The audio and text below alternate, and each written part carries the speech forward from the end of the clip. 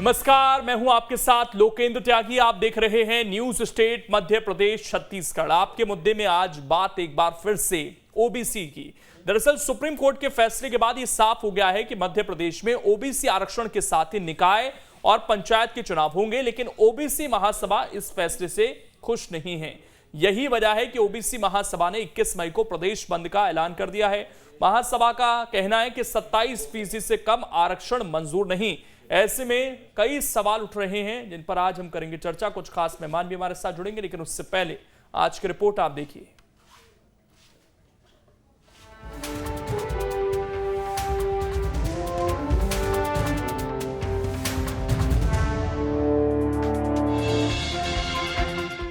Supreme court के फैसले के बाद मध्य प्रदेश में भले ही पंचायत और निकाय चुनाव में ओबीसी आरक्षण का रास्ता साफ हो गया हो, लेकिन सियासत अभी भी जारी है। दरअसल ओबीसी आरक्षण के मुद्दे पर मध्य प्रदेश ओबीसी महासभा ने 21 मई को प्रदेश बंद का ऐलान कर दिया है। महासभा का कहना है कि हमारी आबादी 60% है, लिहाजा हमें 27% से कम आरक्षण मंजूर नहीं है।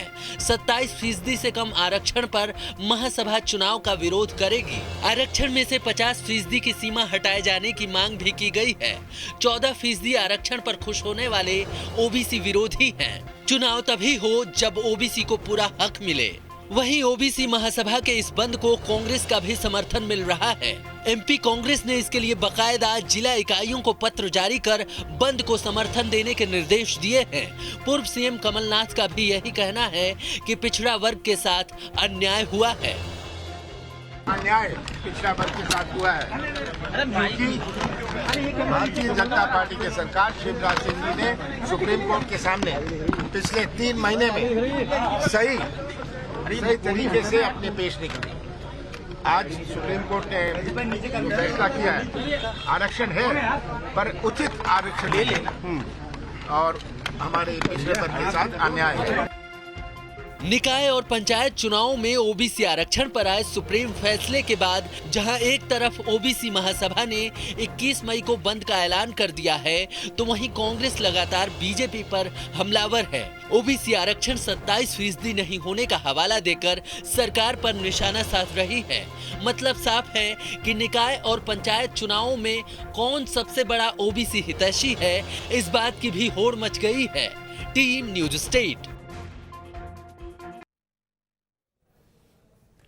और चर्चा करने के लिए खास मेहमान इस वक्त हमारे साथ जुड़ गए हैं। सबसे पहले परिचय करा देता हूं। दिनेश गुप्ता जी हैं, वरिष्ठ पत्रकार हैं। अभिनव सिंह लोधी जी हैं, वरिष्ठ सदस्य हैं ओबीसी महासभा के।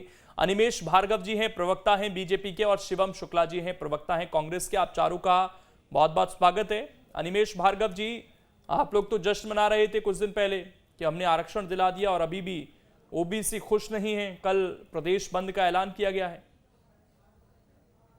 नहीं, देखिए, मैं अभी जो स्थिति बनी है वो संवैधानिक और न्याय प्रक्रिया को ध्यान में रखते हुए जो सबसे अच्छा बेस्ट पॉसिबल हो सकता था वो है। क्योंकि आज से कुछ दिन पहले अगर हम देखेंगे तो ये स्थिति बन रही थी कि चुनाव बगैर आरक्षण के ही करवाने का एक तरह से फरमान आ गया था।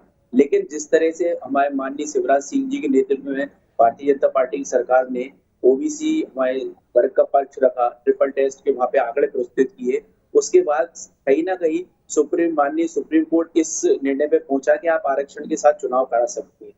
जहां तक इस तरह की बात चल रही है कि आरक्षण कम मिलेगा, जितनी संख्या में उतना नहीं मिलेगा, तो देखिए ये टेक्निकल इशू है।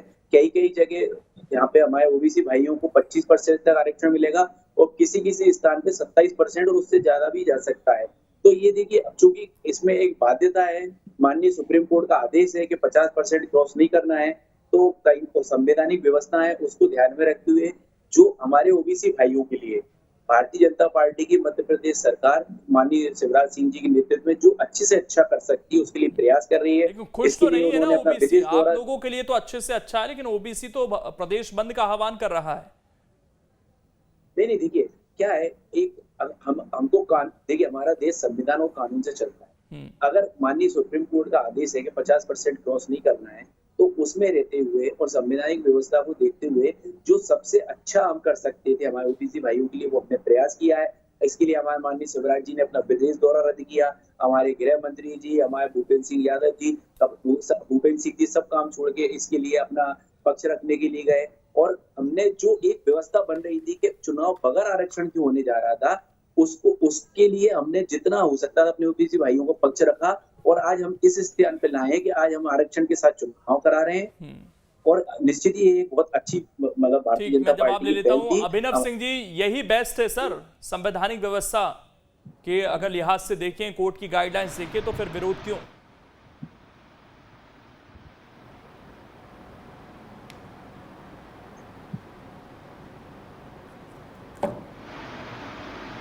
आपको आवाज पहुंच रही है अभिनव सिंह जी? चलिए, आवाज नहीं पहुंच पा रही है, मैं लौटता हूं आपके पास। शिवम शुक्ला जी, ये तो दोनों राजनीतिक पार्टियों ने तय किया था कि हम ज्यादा से ज्यादा ओबीसी को टिकट देंगे, और इस चीज को लेकर दोनों ही पार्टियां सहमत भी थीं, तो फिर विरोध क्यों? फिर प्रदेश बंद का ऐलान क्यों? और कांग्रेस समर्थन किस बिहाफ पर दे रही है? देखिए, सबसे महत्वपूर्ण बात जो है, अगर पंचतंत्र की कहानी हम बचपन में पढ़ा करते थे, उसमें एक छोटी सी बात हमें सीखने को मिलती थी कि अगर आप षड्यंत्र भी बनाइए तो उसकी जो तैयारी है उसको अच्छी तरीके से करिए, ताकि अगर आप छलावा भी कर रहे हैं तो वह प्रदेश की जनता को स्पष्टता के साथ कम से कम वह नजर ना आए कि यह छलावा किया जा रहा है। ओबीसी वर्ग की हम बात करते हैं, यह वही भारतीय जनता पार्टी है जो चुनाव के पूर्व तक ओबीसी को उनके प्रतिनिधित्व के हिसाब से 35%, 33% आरक्षण देने की वकालत किया करती थी, लेकिन अब जब वास्तव में वह सत्ता पर हैं, केंद्र की सत्ता पे हैं, प्रदेश की सत्ता पर हैं, तो उनको सामाजिक न्याय ओबीसी वर्ग को देने में एक प्रकार से दिक्कत हो रही है। और आज जो आरक्षण की लड़ाई 27% की सुप्रीम कोर्ट में चल रही थी, उसके विपरीत 14% आरक्षण दे करके यह लोग अपनी पीठ थपथपाने का काम कर रहे हैं, जश्न मनाने का काम कर रहे हैं, जिसका पुरजोर तरीके से विरोध देश और प्रदेश भर के तमाम 257 से ज्यादा जो सामाजिक संगठन हैं, चाहे वह अनुसूचित जाति के हो, अनुसूचित जनजाति के हो, पिछड़े वर्ग के हो, यह सब मिलजुल करके कर रहे हैं, जिसको कांग्रेस पार्टी ने अपना समर्थन देने का ऐलान किया है, ताकि यह जो सत्ता है, जो सोई हुई है, जो एक प्रकार से सामाजिक न्याय के साथ छलावा करना चाहती है, वह देश के पिछड़े शोषितों को उनके अधिकारों से वंचित रखना चाहती है, उसके खिलाफ कांग्रेस पार्टी भी अपनी आहुति, अपने यज्ञ में एक प्रकार से अपना योगदान देना सुनिश्चित कर पाए। शिवम शुक्ला जी, एक बात बताइए कि आप लोगों के लिहाज से ओबीसी की जनसंख्या मध्य प्रदेश में क्या है? मध्य प्रदेश की ओबीसी की जनसंख्या जो है वह 50% से ज्यादा है। यह एक कैलकुलेशन का विषय हो सकता है, पूरी तरीके से सरकार है एक प्रकार से जनसंख्या होने वाली है। अगर 50 सरकार से ज्यादा है, जातिगत जनगणना, यानी कि सबसे ज्यादा जनसंख्या इस वक्त ओबीसी की है मध्य प्रदेश में, 36% आरक्षण SC ST का है, उनकी जनसंख्या यानी कि ओबीसी से कम है, तो आप लोग फिर इसके लिए तैयार हैं कि SC ST का कम कर दिया जाए, ओबीसी का बढ़ा दिया जाए? अगर जनसंख्या ही अनुपात में रखना है कि उस लिहाज से उनको प्रतिनिधित्व मिले, तो SC ST की जनसंख्या आप मानते कम है ओबीसी के मुकाबले, उनका कम कर दिया जाना चाहिए आरक्षण? फिर देखिए, ओबीसी की जनसंख्या 50% से अधिक है, लेकिन आरक्षण की जो उनके लिए मूल रूप से आज मांग की जा रही है वह 27% की जा रही है, क्योंकि उनका सामाजिक या राजनीतिक क्षेत्रों में के ऊपर सुप्रीम कोर्ट है ना, तो नहीं है। सुप्रीम कोर्ट है सर सरकार के ऊपर, कैसे मिलेगा?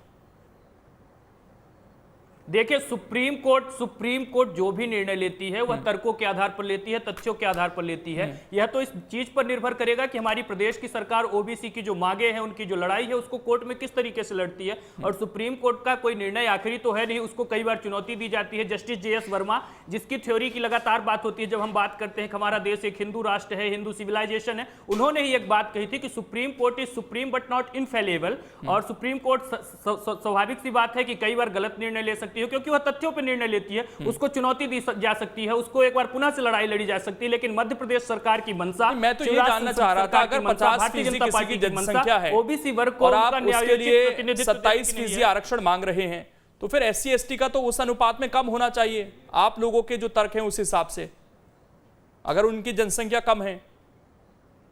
देखिए, SC ST देखिए मूल बात आप समझिए, SC ST जो वर्ग है, इसका सामाजिक रूप से शोषण जो पूर्व में हुआ था वह ज्यादा हुआ था। इनके लोगों को ज्यादा थोड़ा सा एक प्रकार से प्रतिनिधित्व देने की आवश्यकता है, क्योंकि तो ओबीसी मतलब आज भी ठीक ठाक स्थिति में है प्रदेश में, इस बात को आप मान रहे हैं?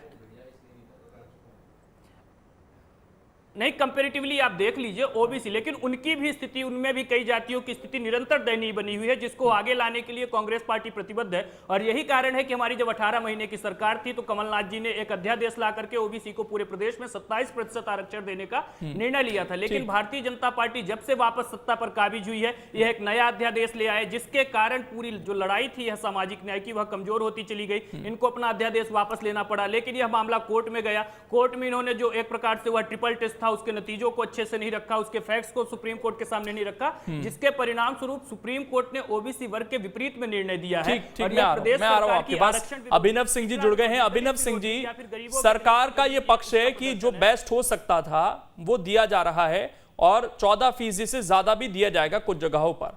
उसके बाद अभी तो रोस्टर आया नहीं कि कितना आरक्षण मिलेगा ओबीसी को। उससे पहले प्रदेश बंद का आह्वान क्यों किया जा रहा है?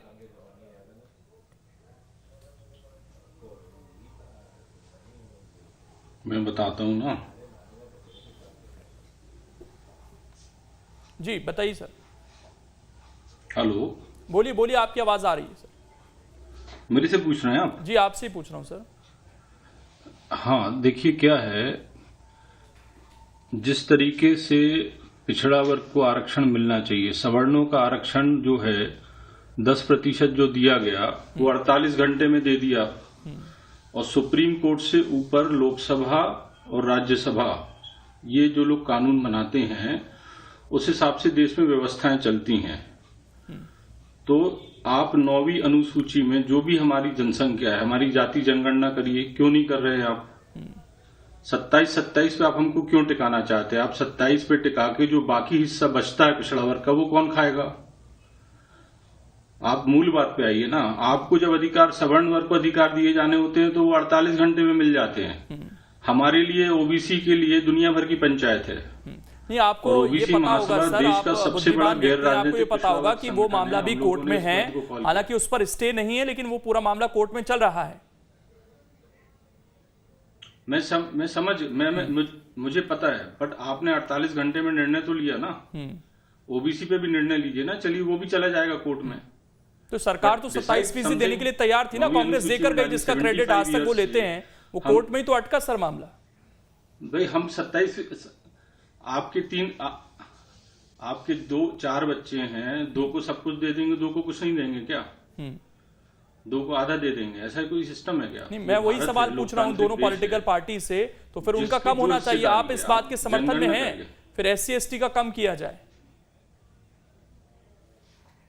नहीं, क्यों उनका क्यों कम होना चाहिए? बहुत सारे राज्यों में ST SC और OBC और ये सारा आरक्षण मिला के 50% से अबव है। किसी का भी क्यों कम होना चाहिए? और कम होगा तो फिर वो किसको मिलेगा? भाई सब कुछ जिसका जो हिस्सा है वो दीजिए ना आप। 54 इयर्स कांग्रेस ने शासन किया, 54 इयर्स इन्होंने पिछड़ा वर्ग आयोग तक नहीं बनाया, ठीक है ना। और 54 इयर्स में धारा 340 जो है, 341, 342, जिसमें ST SC OBC की पूरी कहानी है। तो ST SC का तो आपने कर दिया, और OBC का क्यों नहीं किया? उसके पीछे मुझे व्यक्तिगत तौर पे लगता है बहुत बड़ा कारण ये है क्योंकि मुस्लिम OBC भी इसमें जुड़ा हुआ है। इस कारण से तो अभी आप लोगों का स्टैंड क्या है? पंचायत का चुनाव होना है, निकाय का चुनाव होना है मध्य प्रदेश में। OBC का स्टैंड क्या रहेगा इस चुनाव में? OBC महासभा का स्टैंड बिल्कुल क्लियर है। जो हमारी जनसंख्या है उस अनुपात में हमको अधिकार चाहिए हैं। हमारा स्टैंड 100% नहीं तो इस चुनाव का बॉयकॉट करेंगे, किसी एक पार्टी का समर्थन करेंगे, अपने उम्मीदवार उतारेंगे, क्या कोई और इसके अलावा रणनीति है आप लोगों की? नहीं, देखिए ये नॉन पॉलिटिकल सोशल ऑर्गेनाइजेशन है। हमारे पास बीजेपी, कांग्रेस, सभी राजनीतिक दलों के जो OBC वर्ग के लोग हैं हमारे इस संगठन से जुड़े हुए हैं। बीजेपी को छोड़ के सारी राजनीतिक पार्टियों ने जो मध्य प्रदेश में क्रियाशील हैं उन्होंने हमें समर्थन दिया है। सारे सोशल ऑर्गेनाइजेशन ने, they have crossed at least more than 300 से ऊपर संगठन, जाति संगठन, ये सारे लोगों ने हमें सपोर्ट दिया है। तो इतने सारे संगठन सब लोग दे रहे हैं, बीजेपी बस नहीं दे पा रही है क्योंकि बीजेपी रूलिंग पार्टी है और उसने ही अत्याचार किया। 14% 1994 से मिल रहा था जब से पंचायत राज अधिनियम आया। आपने ये दुनिया भर की पंचायत करू के आखिरी में 14 ही है ना। किस बात की मिठाई खा रहे हो आप? हमने पिछड़ा वर्ग को ये दिलवा दिया, क्या दिलवा दिया भाई? You haven't given anything. It is 14% earlier, it is 40% present also.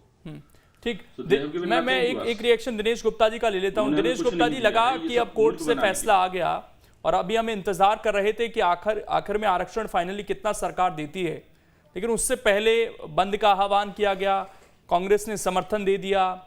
क्या सरकार को बैकफुट पर लाने की कोशिश हो रही है? क्या वाकई ओबीसी को ये जो पूरा प्रोसेस हुआ कुछ नहीं मिला मध्य प्रदेश में, और क्या वाकई ओबीसी की स्थिति ये है कि उन्हें आगे लाने की जरूरत है? क्योंकि मांग तो अब ये भी हो रही है एक बड़े स्तर पर कि जो 50% की कैप है ये हटनी चाहिए. सुप्रीम कोर्ट को इस पर विचार करना चाहिए.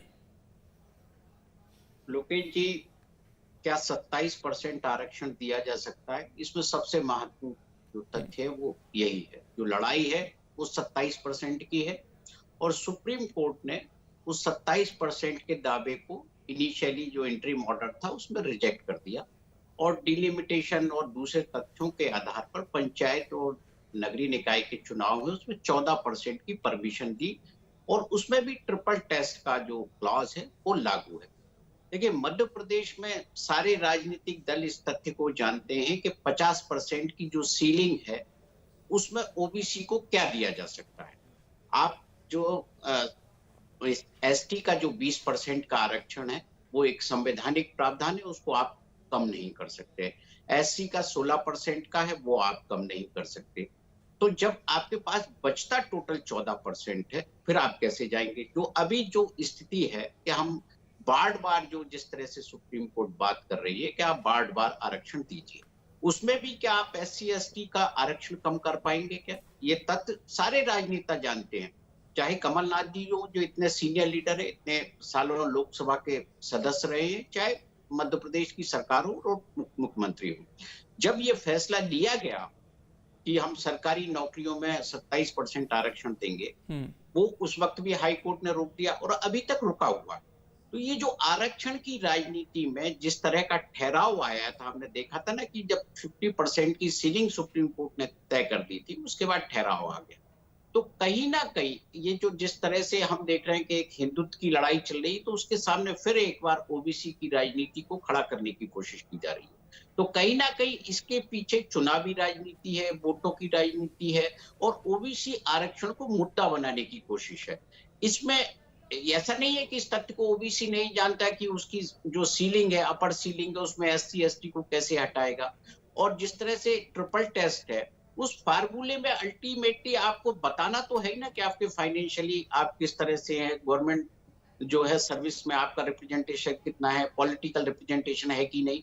जब मध्य प्रदेश में ये क्लेम होता है कि हम 50% प्लस पॉपुलेशन है, तो निश्चित तौर पर जो पॉलिटिकल रिप्रेजेंटेशन होगा, जब आपका इन गवर्नमेंट में रिप्रेजेंटेशन होगा, या जिस तरह से हम दूसरे आर्थिक स्तर पे देखते हैं, तो वहां भी ये कहीं ना कहीं ओबीसी के जो लोग हैं बहुत सारे अपर लेवल पर आपको आएंगे. तो क्रीमी लेयर की भी जो कंडीशन है वो कहीं ना कहीं इसीलिए है कि ओबीसी में क्रीमी लेयर को इसका लाभ नहीं मिलता रिजर्वेशन का, जैसे एससी एसटी में ये एप्लीकेबल नहीं है.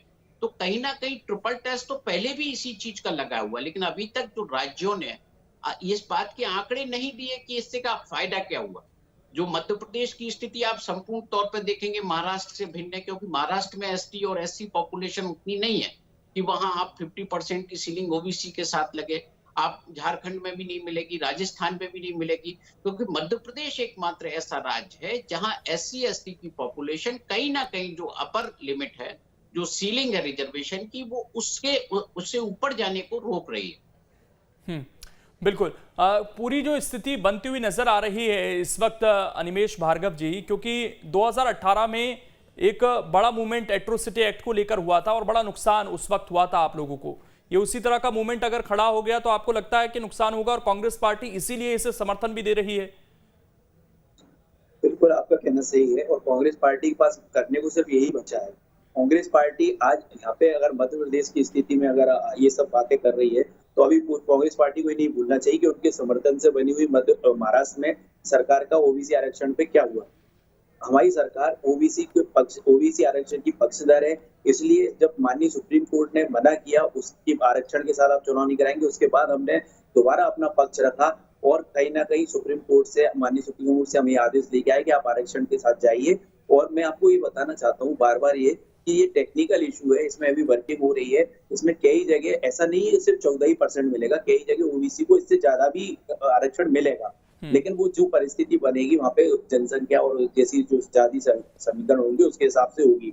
जहाँ तक ओबीसी महासभा की बात है, ओबीसी महासभा जो कर रही है वो उनका अधिकार है, उनको अपने लिए आरक्षण मांगने का बिल्कुल अधिकार है। लेकिन बस मेरी एक उनसे यही विनती है कि ये कांग्रेस पार्टी जो मैं एक आखिरी सवाल आपसे ले लेता हूं क्योंकि कानून व्यवस्था का भी सवाल है, कल उसको लेकर तैयार है पुलिस प्रशासन पूरी तरीके से? ये आखिरी सवाल सर आपसे।